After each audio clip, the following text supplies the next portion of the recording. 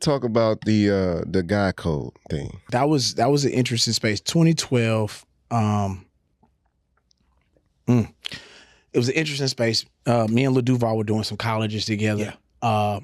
And I was telling him, like, because I was heavy on creating content. He's always been a pioneer in his space, so I give him his proper respects. I was telling him, like, hey, man, we got this show called Man Code. Well, me and my partners is doing it.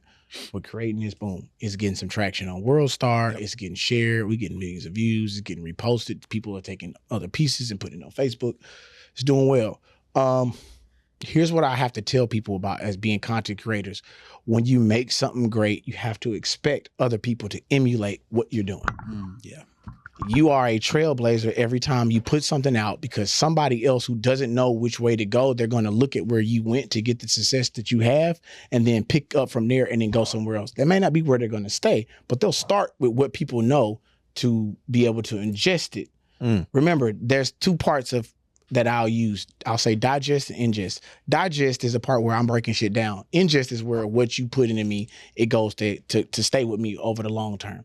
To digest me, I might emulate something that you like. To ingest me is going to be the part where that's me. Yeah, yeah. So we can't confuse digestion with ingestion. Digest is I'm breaking this shit down. It's harder to break something down you don't want to take in. So people will give you something close to what you already like. It's the same concept with taking replace with religion.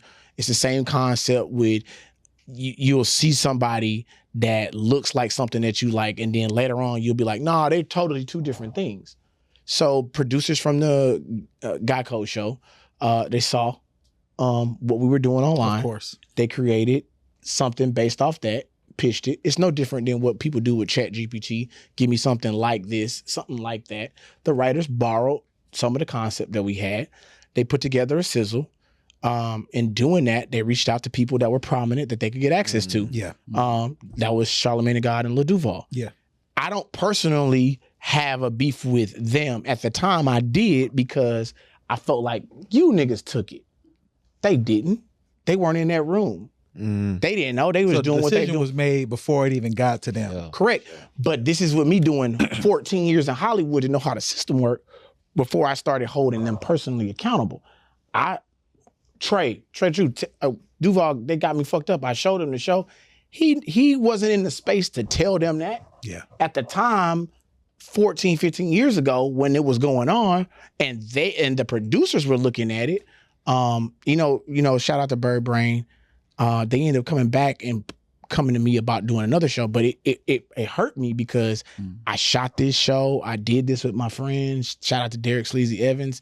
And then when the show became a whole thing that took a new spin, they even copied the sketches, like side by side. I can show you this shit. It hurt. Damn, I didn't realize they copied the sketches. So when they copied the vignettes of act outs, it really bothered me. But that's not. It grew to something else. It became a conduit for other comedians and female comedians to get their start on Girl Code. It branched a lot of things out.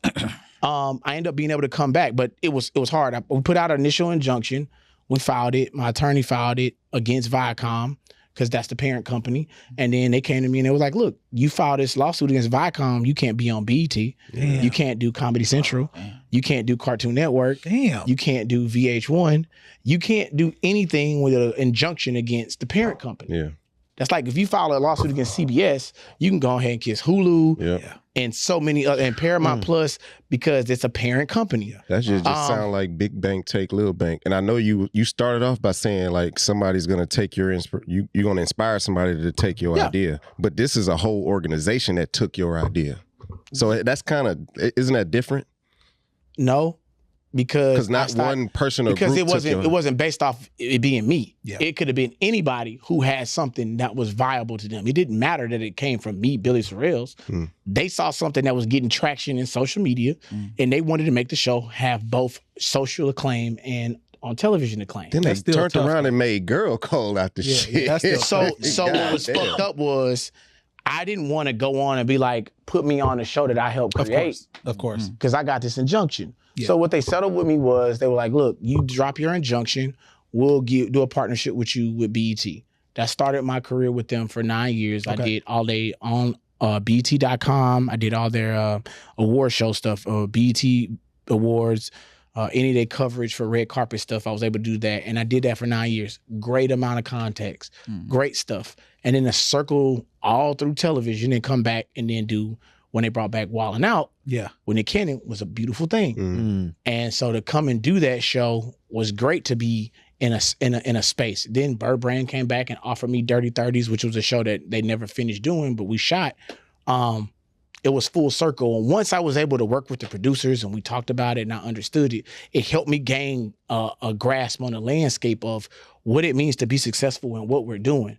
We may not see it because it's so close to us, but when you step back off of it, it's so much game in there that you could absorb.